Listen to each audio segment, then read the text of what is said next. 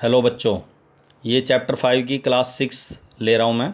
इसमें जो मैंने लास्ट टॉपिक करवाया था, लास्ट क्लास में जो टॉपिक करवाया था डिफरेंशियबिलिटी डिस्कस करना, उसी को कंटिन्यू कर रहा हूँ मैं। फंक्शन मैंने लिखा हुआ है x-1, दो वैल्यू है फंक्शन की x-1 टू x-3, और ये कह रहा है 2 के ऊपर डिस्कस करो कि फंक्शन जो है वो डिफरेंशिएबल नहीं है। अब कभी भी ये बात ध्यान रखना हमेशा कि कभी भी क्वेश्चन आ जाए डिफरेंशियबिलिटी डिस्कस करना, तो पहले हमें कॉन्टिन्यूटी डिस्कस करनी पड़ेगी।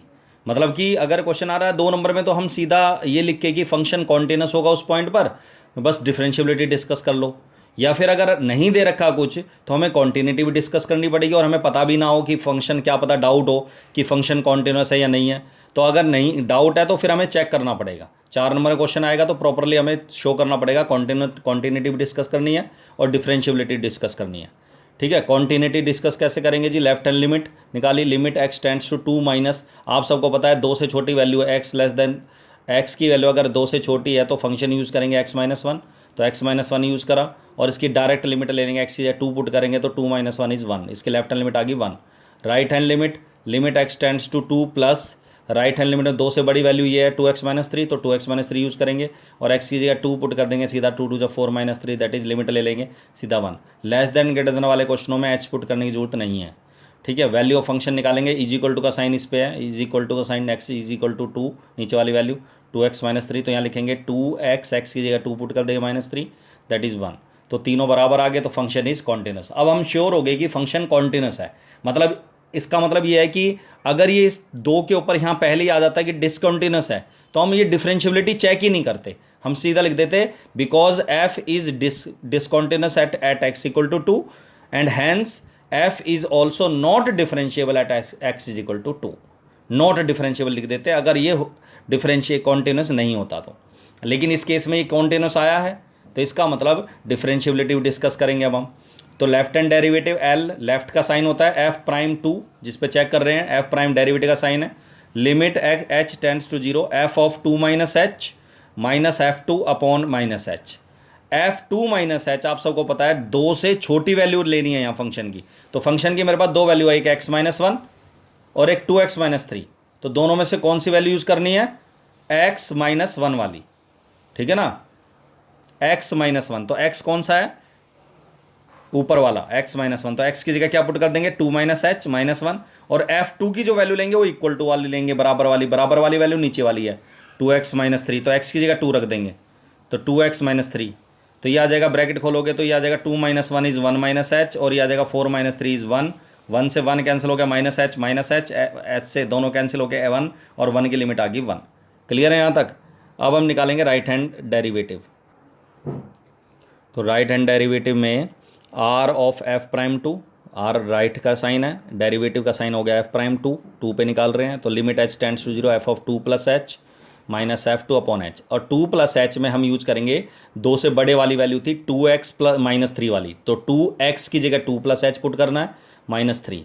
इसी तरह 2 पे भी 2x -3 वाली वैल्यू थी 2x -3, तो इसमें आ जाएगा जी 4 + 2h -3, 2 2 जब 4 - 3 हो गया 1, 4 से 4 कैंसिल हो जाएगा, -4 से +4, तो 2h/2 आएगा, और 2h/2 2h से h कैंसिल हो गया 2, और 2 की लिमिट आ गई 2।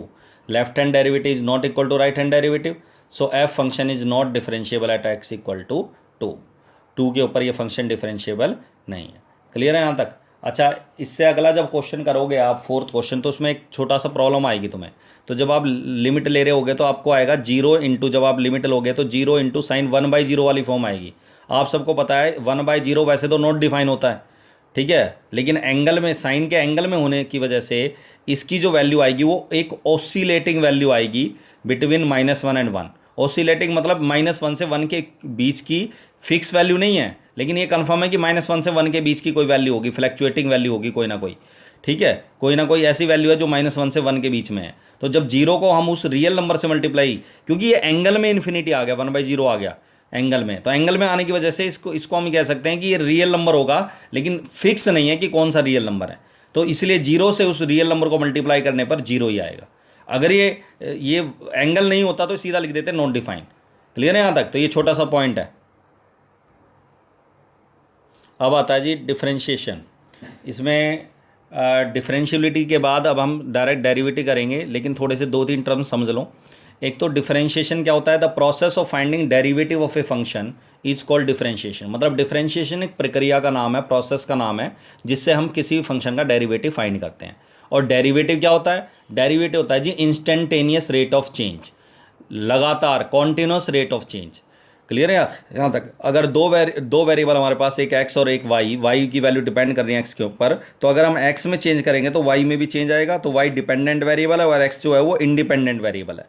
तो अगर हम डेरिवेटिव के नोटेशन की बात करें तो वाई में अगर मुझे चेंज कर निकालना है, डिपेंडेंट वेरिएबल पे चेंज निकालना है, तो मैं लिखूंगा derivative y with respect to x, independent variable with respect to independent variable, या फिर वाई प्राइम, या फिर वाई वन, या फिर डी वाई, या फिर derivative of with respect to x of f x, f prime x, या फिर डेरिवेटिव ऑफ एफ एक्स। ये नोटेशन है डेरिवेटिव के।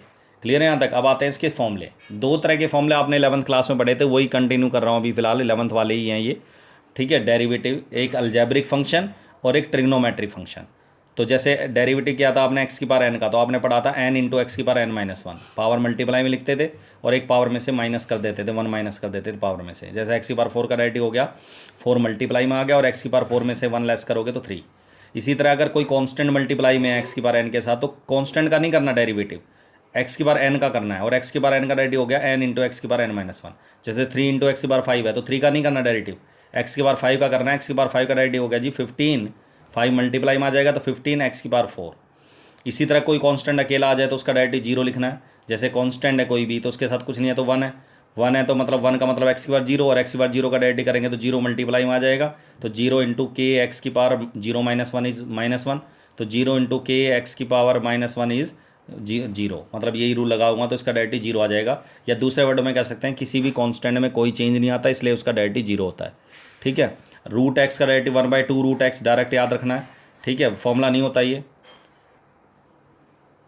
तो इसमें रूट एक्स का डेरिवेटिव डायरेक्ट यूज़ करना है। कैसे करेंगे? एक्स की बार हाफ, रूट का मतलब हाफ होता है, रूल लगाएंगे एन वाला, तो एक्स की एन पावर मल्टीप्लाई में हाफ पावर आ गया, आई मल्टीप्लाई में कांस्टेंट पावर है, एक्स की बार हाफ -1, हाफ -1 करेंगे तो माइनस हाफ का मतलब नीचे प्लस हाफ, और प्लस हाफ का मतलब होता है रूट एक्स। तो इसका मतलब रूट एक्स का डेरिवेटिव 1/2 रूट एक्स डायरेक्ट याद रखना है।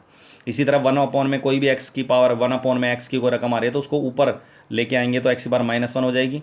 तो जैसे एक्स की बार 1 है तो 1 -1 हो जाएगी, 2 है तो एक्स की बार -2 हो जाएगी, उसका डायरेक्ट करेंगे रूल वही लगेगा -1 एक्स की बार -1 तो -2, और -2 का मतलब हो गया नीचे आ गया +2, तो -1/x²। इसी तरह ट्रिग्नोमेट्रिक फंक्शन में साइन एक्स का डेरिवेटिव कॉस एक्स होता है, आपने पढ़ा हुआ फर्स्ट प्रिंसिपल से। इनके सारे प्रूफ जो हैं फर्स्ट प्रिंसिपल से कर रखे हैं आपने 11th क्लास में।